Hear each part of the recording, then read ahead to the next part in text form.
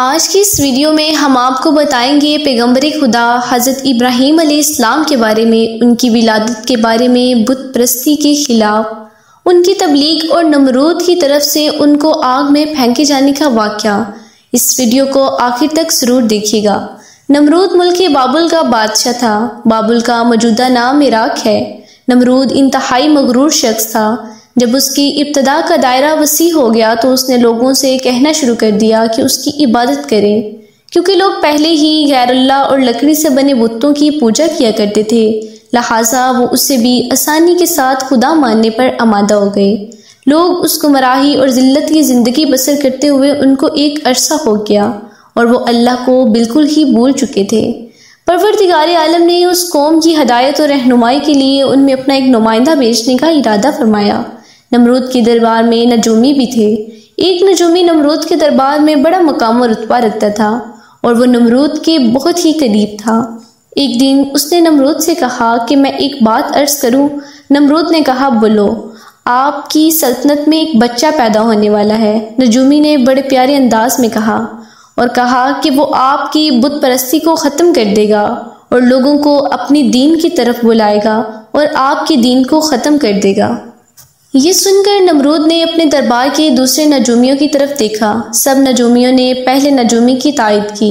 نمرود یہ سن کر دل ہی دل میں گھبرایا اور پھر غصے میں آ کر حکم دیا کہ عورتوں اور مردوں کو ایک دوسرے سے الگ کر دیا جائے تاکہ کوئی بچہ وجود میں آنے ہی نہ پائے، اور حکم دیا کہ جو بھی بچہ پیدا ہو اسے قتل کر دیا جائے۔ نمرود کے منہ سے اس حکم کا نکلنا تھا کہ بابل میں پیدا ہونے والا ہر بچہ قتل کیا جانے لگا۔ کہتے ہیں کہ نمرود کے حکم پر نمرود کے جلاتوں نے 1,00,000 بچے قتل کر دیے۔ نمرود نادان تھا، وہ یہ سمجھتا تھا کہ وہ ایسے اس بچے کو مار ڈالے گا۔ اس ملک بابل میں خاتون تھی جس کا نام تاریخ نے نونا بتایا ہے۔ اس وقت وہ حاملہ تھی، لیکن اللہ نے اس کے حمل کے آثار کو چھپا رکھا تھا۔ جب ان کے ہاں بچے کی پیدائش کا وقت آیا تو وہ نمرود کے خوف سے شہر سے باہر چلے گئی اور وہاں پہاڑ میں ایک غار میں پناہ لی۔ انہوں نے اپنے بچے کو اس غار میں جنم دیا اور پھر بچے کو لٹا کر اللہ سے دعا کی کہ اے خدا، میں اپنے جگر کے ٹوٹے کو اس غار میں رکھ کے جا رہی ہوں، ان ظالموں سے تو ان بچوں کو بچانا، وہ معصوم بچوں کے خون کے پیاسے ہیں۔ پھر انہوں نے اپنے بچے کا بوسہ لیا اور غار کے تہخانے میں پتھروں میں بند کر کے وہ واپس شہر لوٹ گئے۔ جب دوسرے دن وہ اپنے بچے کو غار میں دیکھنے کے لیے آئی تو دیکھا کہ ان کا بیٹا انگوٹھا چوس رہا تھا۔ اس بچے کے انگوٹھے سے دودھ جاری تھا۔ یہ بچہ کوئی اور نہیں بلکہ حضرت ابراہیم علیہ السلام ہی تھے۔ اللہ تعالیٰ نے ان کے انگوٹھے میں دودھ جاری کر دیا تھا اور یوں حضرت ابراہیم علیہ السلام کو غذا پہنچتی رہی۔ اس غذا سے حضرت ابراہیم علیہ السلام دن میں اتنا بڑھتے جتنا ایک عام سا بچہ مہینے میں بڑھتا تھا۔ آپ علیہ السلام کی والدہ آپ کو دیکھنے کی غرض سے روزانہ غار میں آیا کرتی۔ جب آپ علیہ السلام کی عمر 2 سال ہوگی تو وہ باتیں کرنے لگے، اور جب آپ کی عمر 7 سال کو پہنچی تو آپ کی والدہ آپ کو بڑی اسلامی باتیں سکھانے لگی اور کمزور لوگوں کی مدد کرنے کا سبق دیتی رہی۔ لیکن اس کی ماں کو کیا علم کہ وہ جس بچے کی تعلیم و تربیت کرنے میں لگی ہوئی ہے وہ خود ہی ایک پیغمبر ہے۔ حضرت ابراہیم علیہ السلام نے اپنی زندگی کے 13 سال اس غار میں گزارے۔ انہوں نے ایک دن اپنی ماں سے کہا کہ ماں، مجھے بھی اپنے ساتھ شہر لے جائے، تو ان کی والدہ نے جواب دیا، بیٹا، شہر میں تمہارے لیے خطرہ ہے۔ اس لیے حضرت ابراہیم علیہ السلام رات کو اس غار سے نکل کر شہر میں داخل ہوئے۔ حضرت ابراہیم علیہ السلام کا ایک چچا تھا جن کا نام عزر تھا۔ یہاں میں ایک نکتے کی وضاحت کرتی جاؤں۔ توریت میں عزر کو حضرت ابراہیم علیہ السلام کا چچا کہا گیا ہے، جبکہ ان کے والد کا نام قرآن پاک میں عزر ہے۔ بہت سے علماء کا کہنا ہے کہ عزر حضرت ابراہیم علیہ السلام کا باپ نہ تھا بلکہ ان کے والد کا نام طارق تھا اور وہ مسلمان تھے، لہٰذا قرآن پاک اور اکثر حدیثوں میں عزر کو باپ کہا گیا ہے۔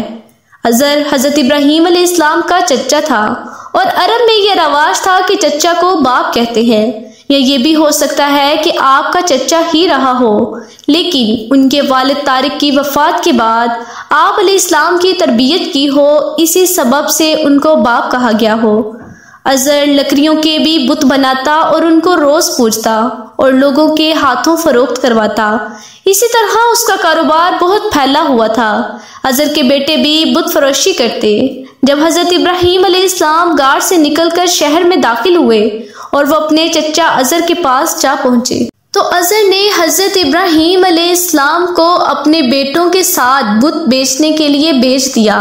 حضرت ابراہیم علیہ السلام نے بتوں کے گلے میں رسی باندھی اور انہیں زمین پر گھسیٹتے لے گئے، جس سے وہ مٹی، کیچڑ اور کوڑا کرکٹ سے آلودہ ہو گئے۔ پھر آواز لگائی کہ اے لوگو، آؤ اور مجھ سے یہ بت خریدو جو بے جان ہیں، عقل و ہوش سے خالی ہیں اور کوئی نفع نقصان نہیں پہنچا سکتے۔ بتوں کے ساتھ حضرت ابراہیم علیہ السلام کا یہ سلوک بت پرستیوں کی نظر میں بے حد توہین کا عمل تھا۔ پھر بات یہاں تک آ پہنچی، ازر نے حضرت ابراہیم علیہ السلام کو اس کے بارے میں نصیحت کی۔ ایک دن حضرت ابراہیم علیہ السلام نے اپنے چچا سے پوچھا کہ چچا جان، آپ لکڑی اور مٹی کے بت بناتے ہیں جو نہ بول سکتے ہیں، نہ کچھ سن سکتے ہیں اور نہ ہی کچھ کر سکتے ہیں۔ ازر نے حیران ہو کر پوچھا، کیا تم ہمارے خداؤں کے مخالف ہو؟ دیکھو، آئندہ اس طرح کی بات اپنی زبان پر مت لانا ورنہ تمہیں سزا ہوگی۔ اس کے بعد حضرت ابراہیم علیہ السلام نے لوگوں سے مخاطب ہوئے اور کہا کہ عبادت کے لائق نہ تو نمرود ہے نہ یہ بت، عبادت کے لائق صرف اللہ تعالیٰ کی ذات ہے جس نے اس کائنات کو بنایا، جو زندگی اور موت کا فیصلہ کرتا ہے۔ حضرت ابراہیم علیہ السلام کا نام اور پیغام تیزی سے پھیلنے لگا، لوگ ان کی بات غور سے سننے لگے۔ جب ان کی شہرت نمرود تک جا پہنچی تو اس نے اپنے دربار کے لوگوں سے پوچھا، یہ کون نوجوان ہے جس نے ایک نیا ہنگامہ شروع کر دیا ہے؟ درباری بولے، اس کا نام ابراہیم علیہ السلام ہے جو ازر کے گھر میں جمع ہوا ہے۔ نمرود نے حکم دیا کہ اسے میرے سامنے پیش کیا جائے۔ نمرود کے بھیجے ہوئے لوگ حضرت ابراہیم علیہ السلام کے پاس آئے اور انہوں نے نمرود کا پیغام حضرت ابراہیم علیہ السلام کو سنایا۔ حضرت ابراہیم علیہ السلام نے نمرود کا پیغام سن کر نمرود کے پاس جا پہنچے۔ نمرود نے پوچھا، نوجوان، تم جس خدا کی بات کرتے ہو وہ کون ہے؟ حضرت ابراہیم علیہ السلام نے بڑے پرسکون ہو کر جواب دیا کہ وہ میرا خدا ہے جو لوگوں کو زندگی اور موت دینے کی قدرت رکھتا ہے۔ نمرود نے کہا، یہ تو میں بھی کر سکتا ہوں۔ تو اس نے ایک ایسے مجرم کو آزاد کر دیا جسے موت کی سزا کا حکم سنایا جا چکا تھا، اور ایک ایسے آدمی کو پھانسی دے دی جس کا کوئی جرم نہ تھا۔ پھر بولا کہ میرے خدا ہونے میں اب تمہیں کیا شک ہے؟ میں بھی تو جو چاہوں وہ کر سکتا ہوں، جس کو چاہوں زندگی بخشوں، جس کو چاہوں موت بخشوں۔ حضرت ابراہیم علیہ السلام نے فرمایا، اگر تو سچا ہے تو جس کو قتل کیا ہے اسے زندہ کر کے دکھا۔ پھر فرمایا، میرا خدا سورج کو مشرق سے نکالتا ہے اور مغرب میں غروب کرتا ہے، تو اسے مغرب سے نکال کر دکھا۔ نمرود کا اس سوال کا جب جواب نہ بن سکا تو وہ بہت شرمندہ ہوا۔ اسی وقت حضرت ابراہیم علیہ السلام کی والدہ نے نمرود سے کہا، بادشاہ سلامت، مجھے اجازت دیں، میں ابراہیم علیہ السلام کو اپنے ساتھ لے جاؤں، کیونکہ یہ ابھی نہ سمجھ ہے۔ ازر بولا، بادشاہ سلامت، آپ ابراہیم علیہ السلام کو گھر جانے کی اجازت دے دیں، میں اسے آپ کی اور بتوں کی توہین سے باز رکھنے کی ضمانت دیتا ہوں۔ نمرود نے کہا، میں تمہاری خاطر اسے معاف کرتا ہوں، لیکن اگر اس نے دوبارہ ایسا ہنگامہ کیا تو میں اسے زندہ جلا دوں گا۔ حضرت ابراہیم علیہ السلام اس کے باوجود بھی اپنے مقصد سے باز نہ آئے، اور انہوں نے ایک دن اپنے چچا ازر سے کہا، چچا جان، یہ بت کیا ہیں جنہیں آپ خود بناتے ہیں، خود ہی پوجتے ہیں اور خود ہی خدا مانتے ہیں؟ ازر فوراً غصے میں آ گیا اور بولا، ابراہیم، نکل جاؤ، میرے گھر میں تمہارے لیے کوئی جگہ نہیں اور نہ میں تمہیں مزید برداشت کر سکتا ہوں۔ حضرت ابراہیم علیہ السلام یہ کہتے ہوئے گھر سے نکل گئے۔ چچا جان، آپ نہیں مانتے تو میں جاتا ہوں، مگر میں اپنے مقصد سے باز نہیں آؤں گا، کیونکہ میں خدا سے ڈرتا ہوں، میں یہ نمرود اور ہاتھ سے بنے ہوئے بتوں سے نہیں ڈرتا۔ حضرت ابراہیم علیہ السلام نے اپنے چچا سے الگ رہنے کا انتظام کر لیا اور وہاں چلے گئے اور اپنے قول کے مطابق اللہ کی بندگی کرتے رہے، بتوں کی خدائی کا انکار کرتے رہے۔ ملک بابل کے لوگ ہر سال ایک عید منایا کرتے تھے اور اس عید کے دن خصوصی کام سر انجام دیا کرتے تھے۔ چنانچہ وہ لوگ سارا دن شہر سے باہر گزار دیتے۔ ایک دفعہ جب عید کا دن آیا اور وہ لوگ شہر سے باہر چلے گئے تو حضرت ابراہیم علیہ السلام شہر میں اکیلے رہ گئے۔ جب حضرت ابراہیم علیہ السلام نے دیکھا کہ شہر خالی ہے اور بت خانے کا بھی کوئی محافظ نہیں، پھر حضرت ابراہیم علیہ السلام نے ایک کلہاڑا لیا اور بت خانے میں داخل ہو گئے۔ اس عالی شان بت خانے کو دیکھنے لگے جس کو بڑی خوبصورتی سے سجایا گیا تھا۔ اس میں مختلف بتوں کو ان کے مطابق ترتیب سے لگایا گیا تھا۔ تب آپ نے ان بتوں کا مذاق اڑانے کے لیے ان کے سامنے کھانا رکھا جو آپ اپنے ساتھ لے گئے تھے۔ آپ نے ان سے کہا، تم کھانا کھاؤ گے؟ جب بتوں کی طرف سے کوئی جواب نہ آیا تو آپ نے فرمایا کہ بولتے کیوں نہیں؟ لیکن اب بھی کوئی جواب نہ ملا۔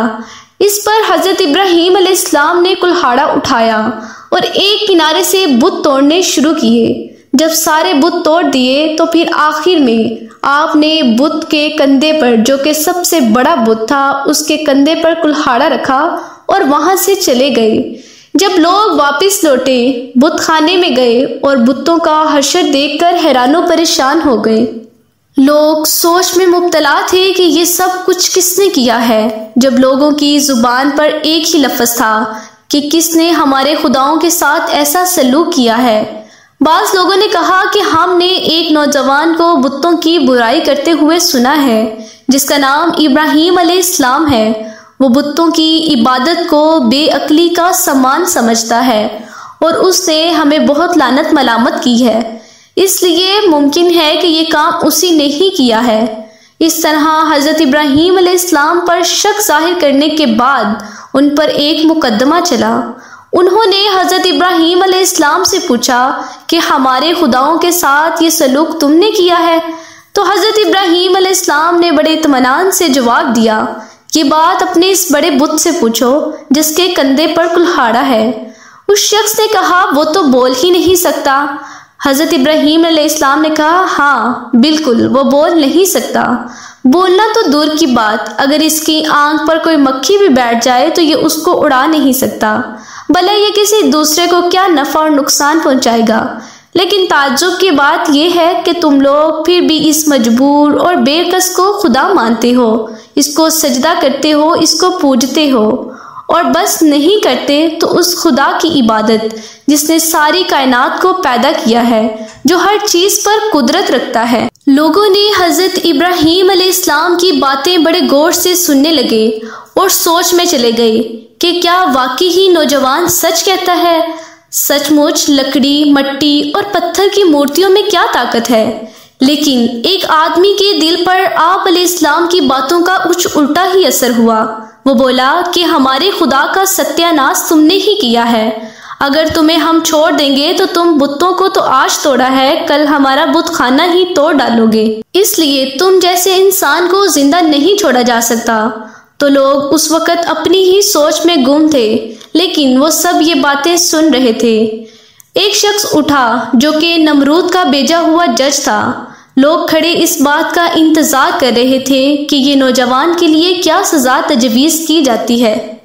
اس سزا کو سننے کے لیے انہیں زیادہ انتظار نہ کرنا پڑے۔ جج بولا، ابراہیم، تمہارے اس جرم کی سزا یہ ہے کہ تمہیں زندہ جلا دیا جائے گا، تمہاری خاک کو ہوا میں اڑا دیا جائے گا۔ حضرت ابراہیم علیہ السلام نے فرمایا کہ میں تمہارے اس فیصلے سے نہیں ڈرتا، کیونکہ زندگی اور موت کا مالک اگر کوئی ہے تو وہ میرا اللہ ہے۔ میں جو کچھ کہہ رہا ہوں وہ حق ہے اور میرا اللہ یہ سب سن رہا ہے۔ جج نے حضرت ابراہیم علیہ السلام کو جو فیصلہ سنایا، نمرود نے اس پر عمل درآمد کرنے کے لیے حکم جاری کر دیا۔ اس نے اس شہر کے ادھر ادھر کے علاقوں میں اعلان کروا دیا کہ ہمارے بتوں کو توڑنے اور ان کی توہین کرنے والے نوجوان کو زندہ جلانے کے لیے سب لوگ ایندھن اکٹھا کریں۔ ادھر بت خانے کے مجاریوں نے بھی اعلان کر دیا کہ جو لوگ اپنی کسی مراد کے پورا ہونے کے لیے ایندھن جمع کروائیں گے ان کی مراد پوری ہوگی۔ اس اعلان کو سن کر لوگوں نے زیادہ سے زیادہ ایندھن کو جمع کرنا شروع کر دیا۔ ادھر شہر کے تمام لوگوں نے لکڑیاں اکٹھی کرنا شروع کر دی۔ ادھر حضرت ابراہیم علیہ السلام کو قید کر لیا گیا۔ لوگوں نے ایندھن کے لیے لکڑیوں کو اکٹھا کر کے ایک جگہ پر اس کا اسٹاک لگا دیا۔ اس کے بعد لکڑیوں کو آگ لگائی گئی۔ جب شعلے بھڑک اٹھے تو حضرت ابراہیم علیہ السلام کو قید خانے سے باہر لایا گیا۔ جب انہوں نے اس میدان میں لائے جہاں پر آگ جلائی گئی تھی تو آپ علیہ السلام نے آگ کو دیکھا اور دیکھ کر ہنس پڑے۔ حضرت ابراہیم علیہ السلام نے اس اونچے مینار کو بھی دیکھا جو میدان سے کچھ دوری پر تعمیر کیا گیا تھا، جس میں ایک خوبصورت کمرہ تھا جہاں پہ نمرود اور اس کے وزیر شمیر بیٹھتے تھے۔ کہتے ہیں کہ یہ آگ اس قدر شدید تھی کہ اس کے اوپر سے پرندہ بھی نہیں گزر سکتا تھا، اور اگر اس کے اوپر سے پرندہ گزرتا تو وہ بھی خاک بن جاتا۔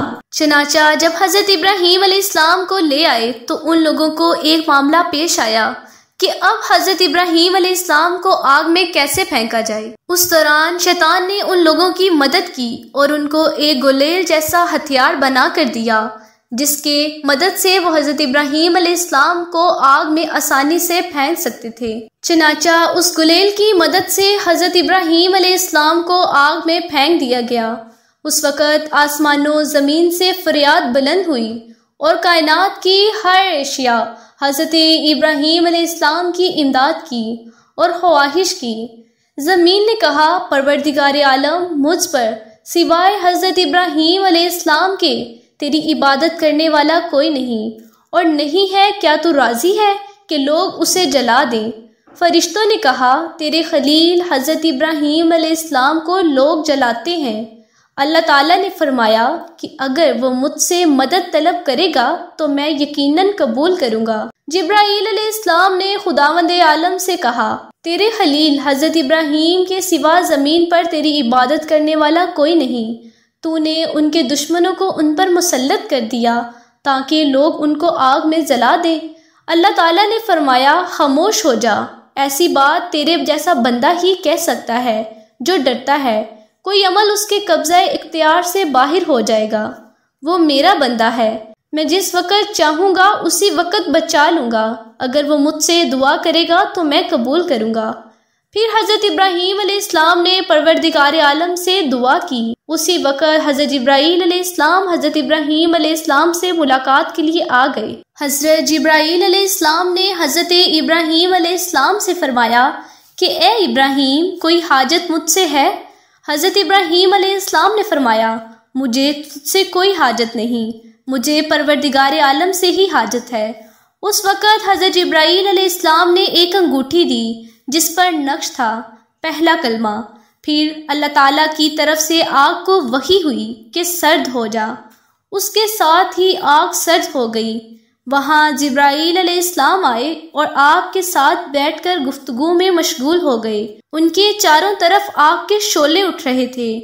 جب آگ جل رہی تھی تب چھپکلی آگ کو پھونکتی اور مینڈک پانی لا کر آگ کی طرف پھینکتا تاکہ آگ کو بجھایا جا سکے۔ اور جب خدا نے وحی کی آگ کو کہ سرد ہو جا تو کہتے ہیں کہ 3 روز تک دنیا کی تمام آگ میں گرمی باقی نہ رہی۔ تو یوں اللہ تعالیٰ نے اپنے پیغمبر حضرت ابراہیم علیہ السلام کو اتنی بری آگ سے محفوظ رکھا۔ یہ سارا معاملہ دیکھنے کے بعد نمرود نے حضرت ابراہیم علیہ السلام کو اپنے پاس بلایا اور بولا، نوجوان، ہمیں تعجب ہے کہ تمہارا حکم آگ پر بھی چلتا ہے۔ حضرت ابراہیم علیہ السلام نے جواب دیا، یہ میرا کوئی کمال نہیں، یہ تمام میرے خدا کی قدرت ہے۔ نمرود حضرت ابراہیم علیہ السلام کو دیکھ کر بڑا تعجب کرنے لگا، مگر اس کے بعد بھی اس نے اسلام کو قبول نہ کیا، بلکہ اس کے دل میں پھر سے خوف پیدا ہو گیا۔ نمرود کو لگا کہ کہیں لوگ ابراہیم علیہ السلام پر ایمان نہ لے آئیں۔ اس نے فوراً لوگوں کو لالچ دے کر اور کچھ کو ڈرا دھمکا کر بہکایا۔ اس واقعے کے بعد اس نے حکم دیا کہ وہ شہر بدل کر دیا جائے تاکہ کوئی شخص اس کا پیروکار نہ بن سکے، ان کا دین اختیار نہ کر سکے۔ حضرت ابراہیم علیہ السلام خود بھی نمرودیوں کے ساتھ اس شہر میں رہنا پسند نہ کرتے تھے، اس لیے وہ شہر چھوڑنے پر آمادہ ہو گئے۔ چنانچہ انہوں نے اپنی بکریاں اکٹھی کی، انہیں اپنے ساتھ لے کر روانہ ہو گئے، کیونکہ آپ کے ساتھ جو بکریاں تھیں اور دوسرا سامان تھا وہ بڑی محنت سے آپ نے خود بنایا تھا۔ نمرود نے حکم دیا کہ یہ سارا سامان ضبط کر لیا جائے۔ حضرت ابراہیم علیہ السلام نے کہا کہ اگر تم میری بھیڑ بکریاں اور سارا مال لینا چاہتے ہو تو میں اس سرزمین پر جتنی عمر گزار کر یہ بھیڑ بکریاں جمع کی اور یہ سامان بنایا، تم وہ میری عمر مجھے لوٹا دو اور یہ سارا مال ضبط کر لو۔ نمرود کے پاس حضرت ابراہیم علیہ السلام کے اس سوال کا کوئی جواب نہ جب بنا تو آگ بھڑکی، مطلب کہ بات بھڑکی۔ جب بات بھڑکی تو یہ مقدمہ نمرود کے ایک مصنف کے پاس جا پہنچا۔ اس نے فراقین کے بیانات سننے کے بعد فیصلہ حضرت ابراہیم علیہ السلام کے حق میں دے دیا۔ تب آپ اپنی بکریاں اور دوسرا سارا سامان لے کر بیوی اپنی سارہ اور اپنے بھتیجے حضرت لوط علیہ السلام کے ساتھ بابل چھوڑ کر چلے گئے۔ بعض مفسروں نے ذکر کیا ہے کہ آگ سے نجات پانے کے بعد حضرت ابراہیم علیہ السلام نے نمرود کو دین حق کی دعوت دی۔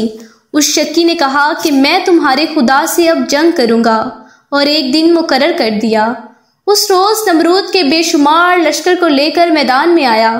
حضرت ابراہیم علیہ السلام اس کے مقابلے میں کھڑے ہوئے، یہاں تک کہ حق کے تعالیٰ نے سب نمرود پر مچھر بھیجا جن سے فضا تاریک ہو گئی۔ سب لوگ اپنے سر اور ناک کو لپیٹ کر دور دور بھاگنے لگے۔ نمرود ذلیل و رسوا ہو کر واپس آیا، لیکن پھر بھی ایمان نہ لایا۔ تو اللہ تعالیٰ نے ایک کمزور مچھر کو حکم دیا کہ اس کے دماغ میں گھس جاؤ، اور کمزور مچھر نے اللہ کے حکم کو مانتے ہوئے نمرود کے دماغ میں جا گھسا اور اس کا مغز کھانے لگا۔ نمرود اس قدر بے چین ہو گیا کہ چند آدمیوں کو مقرر کیا کہ چپل کی باریک نوک اس کے سر پر ماری جائے۔ نمرود کی اس حالت میں 40 سال گزر گئے، مگر وہ ذلیل شخص ابھی تک ایمان نہ لایا۔ بالآخر اسی حالت میں مر گیا اور اس پر جہنم مسلط ہو گئی۔ امید کرتی ہوں کہ آج کی ویڈیو آپ کو ہماری بے حد پسند آئی ہوگی، اس لیے ہمارے چینل کو سبسکرائب اور میری ویڈیو کو لائک کرنا مت بھولیے گا۔ اگلی ویڈیو کے ساتھ ملتے ہیں، تب تک کے لیے اللہ حافظ۔